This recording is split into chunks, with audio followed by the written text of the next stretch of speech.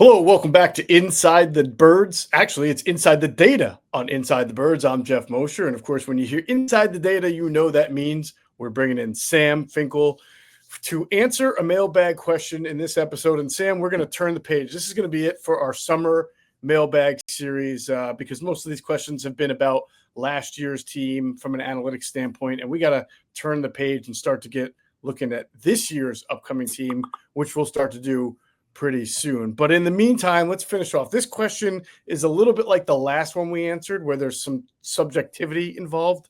You know, we had an episode that asked us, how did the Eagles do against the elite pass rushers? And that's subjective, right? I mean, who the number one, number two, number three pass rusher in the league is all subjective. And this latest question was more about how did the Eagles defense last year do against the top 10 quarterbacks, but everybody's got their own top 10 list. So how did you reconcile that? Yeah, so the question specifically asked about turnovers, scoring, and yards. So this analysis will look at passing yards, passing touchdowns, and obviously interceptions So they wanted to know the Eagles defense in comparison to other playoff defenses. So it'll take the Eagles defense and put them comparatively to all the teams that made the playoffs. As in terms of how the top 10 quarterbacks were selected, there was some subjectivity to it. There were some guys that probably could have and would have made the list on other years, like Dak Prescott, for example. If he played a full season, I probably would have included him on this list. Also, CJ Stroud, I did not include on this list. But there is some subjectivity to it. I used as a baseline predominantly the top quarterbacks the Eagles played, and I used them as a good base, and then I expanded a little bit off of it. So you did a couple of things here, right? You picked out not just how the Eagles performed against some of the better quarterbacks in the league, but also how that compared to how other playoff teams performed against top quarterbacks in the league. And I feel like, I don't remember exactly how the question was phrased, but I feel like you took it a step further just for more context. Yeah, absolutely. Well, good on you for doing that. And I'm sure the person who submitted the question will appreciate that. Don't forget to continue submitting your questions to insidethebirds@gmail.com. We'll answer questions in podcast style, but we'll also have this season Sam doing his own, analytics and metrics podcast for Inside the Birds as Inside the Data continues. We have fancy cover art for your show now, Sam. I mean, we're making you're becoming a superstar on our platform. Oh, it's such an honor to be here. And I think this is our 24th episode. That's crazy. Wow, that's incredible. I didn't even realize that. That is amazing. Yeah, I think I saw on the like little folder on the page that it said 23 with yesterday's or whenever we posted last. So it's exciting. I'm very excited to be here, and we're gonna have some great stuff coming. Always do. Good stuff. All right, so let's get to the question. How did the Eagles defense perform against some of the best quarterbacks in the league last year? And by the way, I think this is a good question for this past season, their Super Bowl season, because in 2023, when they went to the Super Bowl, I distinctly remember they just didn't face a whole barrage of really tough quarterbacks. They did in 2022 season, right? 2023 season, they did face a lot of quarterbacks, started off 10-1, had the slide at the end, we all know. And then, of course, last year, I do feel like they faced a decent amount of good quarterbacks, which we'll see in just 1 second here. And so now I've shared so that people watching from home can see, but we will, of course, do our best for those who are just listening to the podcast version to explain what the people on YouTube are seeing. So go ahead, Sam, why don't you describe what we're seing right now? Yeah, so basically, like I said, Eagles at the top, but it has all the playoff teams that are color coded. So you can, if you're watching it, you can see, where that playoff team falls. And then it has those three categories that I described earlier: the average passing yards per game, average pass touchdowns per game, and average interceptions per game. So just kind of seeing from that context, the Eagles' numbers for the average passing yards per game was 252.86, which is 7th. Their average passing touchdowns was 2.14, which is 11th. And their average interceptions was 0.71, which was 4th. All right. So people might be surprised to say, wow, the Eagles were only sort of middle of the pack in average yards per game. And then also average touchdowns per game low. They allowed more than, I guess, all but three other teams, right? But it's important to note two things, right? One, they started off really slow defensively. They had a couple of bad games that skew it. 2, this is the regular season stats. They played like on a totally higher level, even in the playoffs. If we did a playoff one, I'm sure it would look different. It And would. yeah, and 3, I mean, the whole nature of Vic Fangio's defense is to bend a little bit and not break and rely on those turnovers, which, as you have here, they were ranked 4th. So they did their job there. And then the one thing I'll add in from the passing touchdowns per game, which is 2.14 for them against playoff teams, is that they did seemingly allow a lot of low red zone touchdowns. I believe that game where Washington had 6 touchdowns against them, at least 5 came low red zone passes, 2 to Crowder, 2 to Zacchaeus. There was another one. They just happened. We talked about it during the season last year. CJ Gardner-Johnson sort of got targeted in man-on-man situations in low red zone, and they got him on some crossing routes and some rub routes. So it happened. They just happened to allow more passing touchdowns per game than other playoff teams. Yeah, and as you'll see, that does actually skew the numbers pretty significantly. So without that 1 5-touchdown game in particular, these numbers would be a lot different. So, and when you're dealing with a small sample size, one anomaly really affects the average. So it's right kind of where we're at. And then, the other number that sort of is good, jumps out. And as we get into it, I mean, there are some really impressive numbers here. The Texans allowing only 204 yards per game passing. That's passing yards, right? Passing yards per game in the playoffs. I'm sorry, in the regular season against playoff teams is really, really excellent. And then there was one other number that really jumped out. Didn't the Lions? The Lions, they skewed some teams because they how much they scored, right? Yeah, I mean, listen, but when they score a lot, you expect the quarterbacks to have to score a lot in response. So I think that averaging only 1 touchdown allowed against elite quarterbacks is pretty impressive. On the other side, I mean, the Commanders allowed the most at 292. The Bills allowed the most touchdowns at 3, averaging 3. And again, the Texans, again, with the most turnovers generated.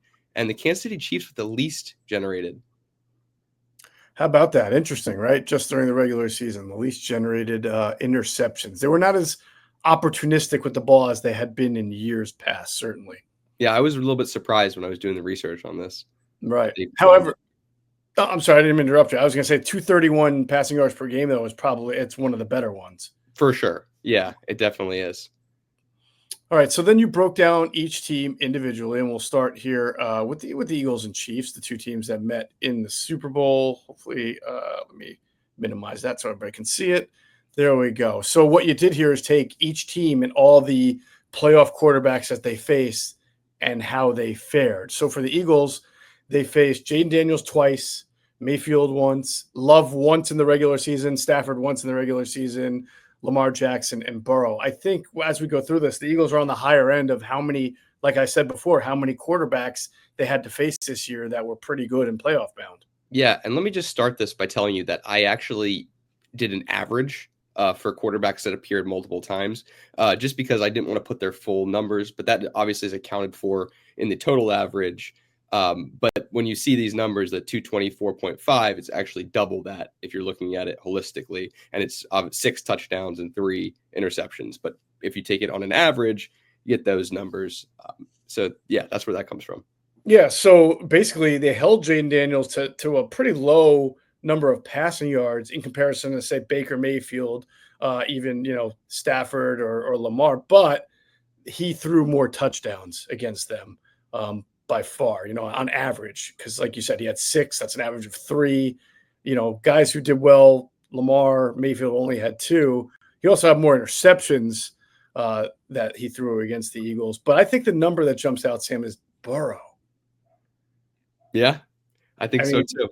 Yeah, like 2. I mean, we all saw it, but 230. He threw for the fewest yards against the Eagles defense than any of these playoff-bound quarterbacks. Yeah, it's really interesting, especially because due to the Bengals situation and their play calling, they throw the ball a lot.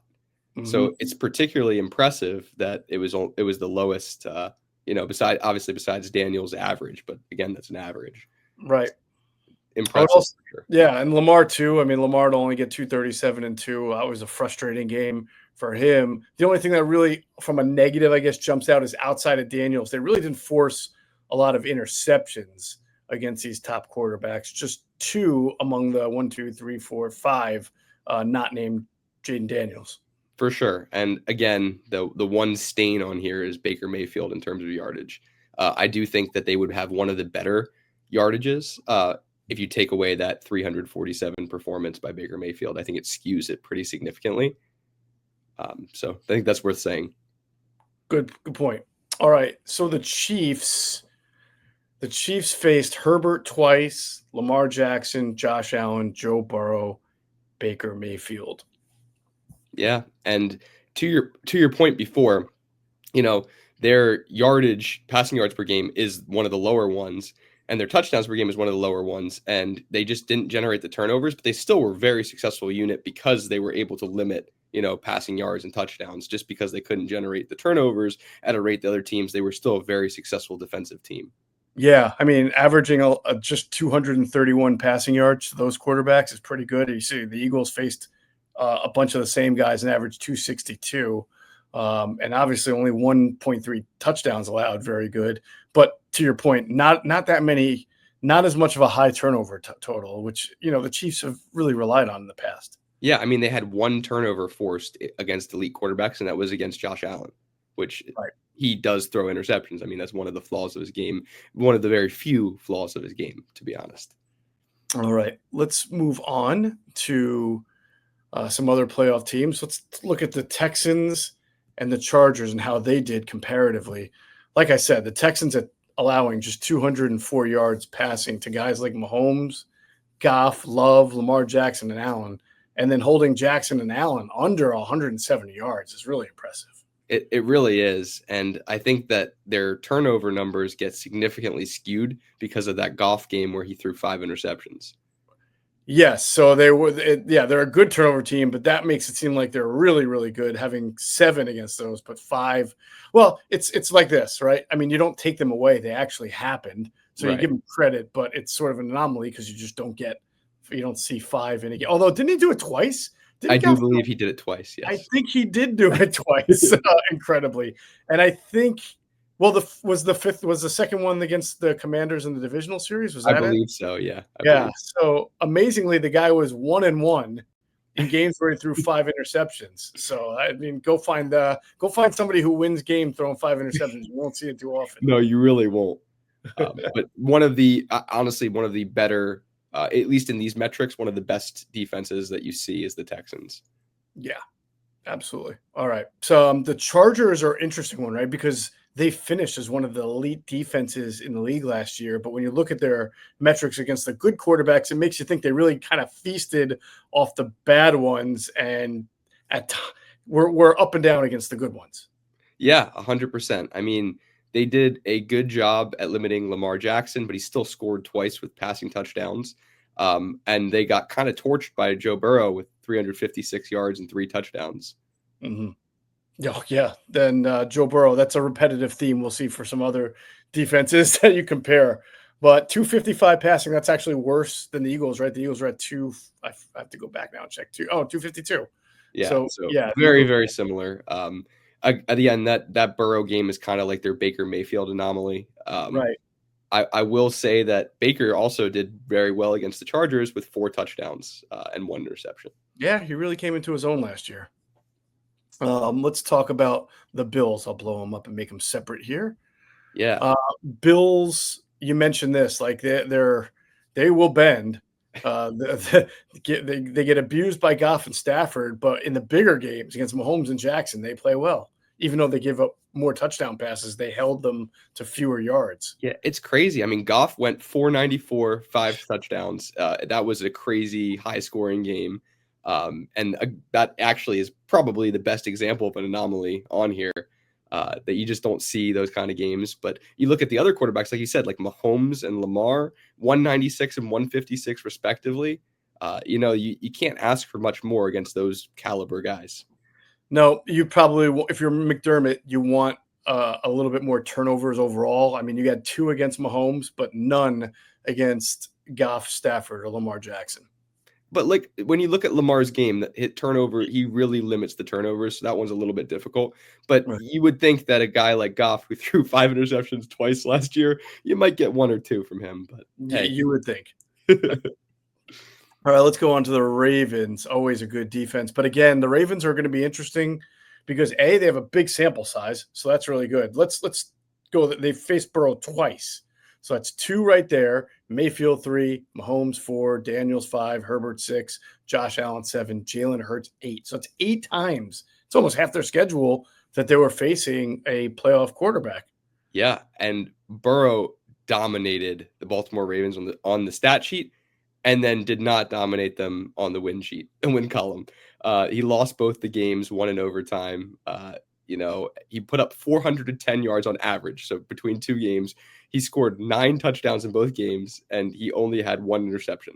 So, I mean, you can't do much better than that. And he still lost. And that was kind of the story of the Bengals last year overall. But, I mean, you look at that, the performance is also this very similar with Baker Mayfield, who put up 370, but they were able to get 2 interceptions off him and keep him to only 3 touchdowns. I remember the 2 games really vividly between the Ravens and the Bengals, and they were as crazy and back and forth and neck as you would expect AFC North teams like that to go at it. There were like some crazy turnovers. I think Lamar Jackson threw a touchdown pass where he was almost down on his knees. He was almost being sacked, and he kind of escaped it and sideways threw a touchdown. They were awesome games to watch if you like offense. Absolutely. Lamar just being Lamar for sure.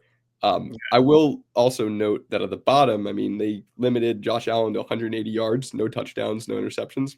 Very impressive. And then Jalen Hurts, they limited to 118 yards and only 1 touchdown.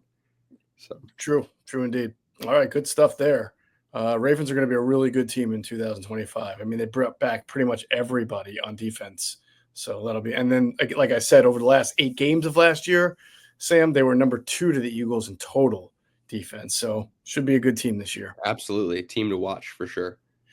All right. The Steelers faced Burrow twice, Jackson twice. So that's 4 right there.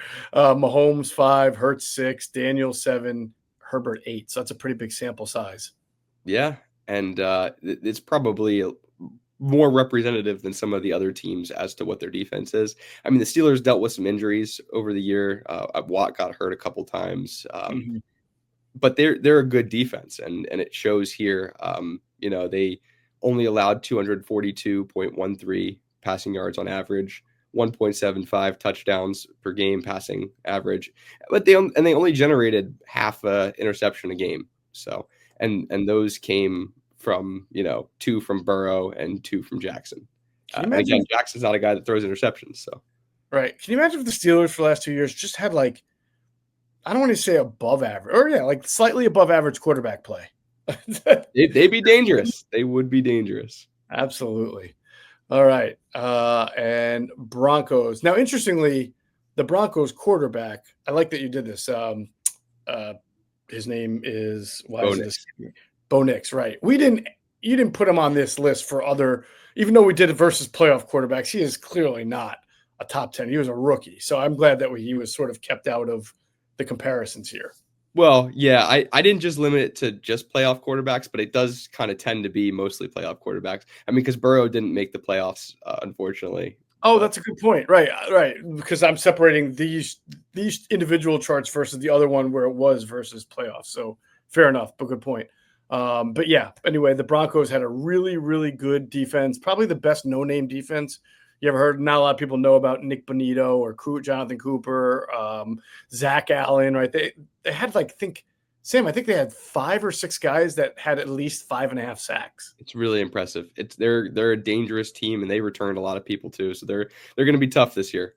Yeah, they added Jahdae Barron in the corner, I think out of Clemson, right? So or Texas, I think. Texas, yeah. He might have started it. Either way, good player there. Good secondary. And you can see, once again, the Joe Burrow. it's like, how did this team not make the playoffs? The Joe show. Yeah, it's tough. When you don't have a defense that can, bail you out, and you're just asking your offense to do everything. I mean, complementary football is important for a reason. And, we see a good example of it there. Yeah, this was like the one team, and I remember this was very early in the year, the Broncos just stymied Mayfield. I think they won that game like 42-7 or something very lopsided. But that was one of the few Baker Mayfield duds of the year, but they caused it. Yeah, I mean, again, props to that defense. Baker looked incredible throughout the year. So having that kind of performance as opposed to the other performances we just looked at against playoff team defenses, it's interesting to see for sure. And they did a decent job limiting Mahomes. Not really with Lamar. Again, the Joe Show did his thing, and Herbert did okay. So yeah. And again, this is a really good defense, but still against the best quarterbacks, you're up around 275 a game passing. That's a little bit more than the Eagles allowed. So it just puts into perspective how well the Eagles did last year. For sure. All right, let's go to Detroit and Washington here. The Lions, and the caveat that I would say is that when you score as many points as the Lions score, teams are constantly behind. They have to pass. So probably going to see a higher yards per game here than some of the other playoff teams, which you see. But even that, I mean, if you look at the passing touchdowns, it's one of the best. That's great. Great point. So, and I actually might have been the best. Now I'm thinking about it, is the best. So wow, good for them. And honestly, they dealt with so many injuries last year that this is just a testament to, their defense and their ability. They're going to be a dangerous defense this year too. Sure. Absolutely. Coming back. I mean, it'll be good. Assuming he recovered well, obviously. Yep. This was this was the other Baker Mayfield not great game. Denver was one and Detroit yet another one. Yeah, and that was the best performance they had defensively. Stafford threw a lot. Allen threw a lot. Allen had 2 touchdowns. Everyone else had 1. Jordan Love, he averaged 239.5, threw only 1 touchdown and 1 interception in the 2 games that he played. So, right. And then Washington, they took their turn getting torched by Joe Burrow as well. 324, 3 touchdowns, no interceptions. However, other than that, pretty good. Hurts 232. Mayfield had 4 touchdowns. That's not obviously great. I think the big thing if you're Dan Quinn is when you look at this, you're probably okay with the high passing numbers. But Dan Quinn's defenses, Sam, as you know, have always been sort of turnover oriented. And only 1 in the 5 because Jalen Hurts played him twice in the 5 appearances against these quarterbacks. So I did not count the second game with Jalen Hurts in this analysis because he left the game really early. That's a good point. Okay. So it's only the 4 here. Did Kenny Pickett? I don't remember if he got picked off either, though. I'm not sure. I don't remember that. Yeah, I know. I remember Pickett threw 2 touchdowns early, came in, kind of struggled after that, but I'm pretty sure I don't remember him having a turnover. Yeah, I'm trying to find it as we speak because I'm a little interested in it. It's just taking me a second. Sorry. Yeah. No. Well, I'll move on to the Rams and Vikings. Rams were a really nice defense last year. They really came along. Obviously, they had that barn burner game with the Bills that I think they won in week 16 or 17, but Josh Allen got him for 342 and 3. But other than that, I mean, Hurts did not have a great passing game. Goff really didn't have. It was one of his few bad passing games, and Jordan Love was just okay against them. Yeah. So to answer your previous question, Pickett did have the interception. Okay, so there was 1 extra turnover there, but that's against a quarterback who's not in the elite range. So for sure. But I think you described the Rams perfectly. And yeah, they're a tough defense too, and they always really have been historically, and at least in the modern era for sure. Yeah, another defense that brings a lot of its young core back. I know they lost Michael Hoyt to the Bills, and I do like Michael Hoyt, but I think they added somebody in the secondary whose name's escaping me right now. I feel like the Rams are ripe to be a pretty good defensive team again this year with Jared Verse and Fisk. Yeah, I think so too. And we talked a lot about Verse last episode, and everyone knows how we feel about him and how his future is going to be. So, yep. So the Vikings, you move on. Let's say, they only faced 3. No, because they faced Goff twice and they faced Love twice. So this is really 5. This is an average of 5 outings against some of the top quarterbacks in the league here. And Stafford had 4 touchdowns in his 1 game against them, which is pretty impressive. But the yardage wasn't anything crazy. and he had an interception. So there you go. 279. Nobody got to 300 on average against him, so that's good. yeah, I think that's what you want for sure. And obviously they're on the higher end of the interceptions per game at 1.2. This is one of the best of all the teams we've gone through because that's a Brian Flores defense. They're going to give up yards because they're going to leave one-on-one situations. So that's why you see a bunch of touchdowns per game here, but they're also going to turn the ball over because they're going to hit quarterbacks and pick up fumbles and step in front of passes. That 1.2 number is ranked second among the playoff teams. So to your point, yes, absolutely. Turnovers is a big part of their game, especially against elite quarterbacks. Right. And Tampa, we'll finish off with the Bucks. I was surprised by this. We got Packers too. That's right. I'm sorry. Bucks and Packers. The Bucks surprised me only because I think of them as a turnover defense that gives up a lot of yards with Todd Bowles blitzing, just like Brian Flores. But, they're 236 average against 6 guys is pretty good, but they didn't really force, well, other than Goff, they didn't force too many turnovers. Right. And what's interesting is even though the yardage doesn't scream anything crazy, they did a really good job at limiting touchdowns except for 3 games. I mean, Mahomes got him for 3, Lamar got him for 5, and Herbert got him for 2. Everything else was 0-0-1. So, I mean, you look at those guys and arguably those are like some of the upper echelon of the elite guys. So against them, I wonder if you tiered this down, what it would look like if you actually broke it down based on whatever you define as the top 5 guys versus the top, 10. It'd be interesting.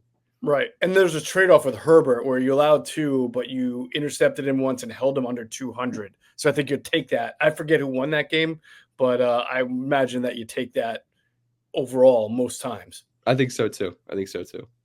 All right. Packers.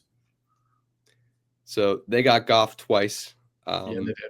And then they have Hurts and Stafford. And so, like, the Hurts, the opening game, the 2 interceptions really helping their average quite a bit here. Yeah. The 1.0, I think, is 3rd on the list. So, and the Eagles were 4th, just for reference, in interceptions generated per game. The touchdowns, 1.75 is okay. And the yardage was pretty good too. So I think that's a fair way to summarize their year. They were pretty good. Not great, both offensively and defensively, but we're talking about defense here. This is a team, though, that, yes, they said goodbye to Jair Alexander, but he was hurt for them a lot last year anyway. I think in second year under Jeff Hafley, wouldn't surprise me if they took a step up. I kind of like the Packers going into 2025 as a team that can even improve upon last year's 13 or 14 win team. Yeah, they were definitely a good team, and it'll be interesting to see what they do this year, especially under Hafley for sure. All right, so that's what it looked like for the Eagles, and then what it looked like for other teams. And compared to the Eagles, and we know the Eagles won the Super Bowl. But that was a nice look at how teams were defensively against the better quarterbacks. Sam, we turn the page now. 2024 season, we're done talking about it. We are on to 2025. Just want to thank you for all your great work over the summer and look forward to what we got coming in the fall. Yeah, thank you. It's been an honor doing this, and I'm excited. I think we have some really cool stuff coming up. And once we get some stats from preseason, we're going to be going full force. Can't wait, as Bart Scott likes to say. All right, so for Sam Finkel, I'm Geoff Mosher. You're watching Inside the Data or listening to Inside the Data on Inside the Birds. Catch you on the next one.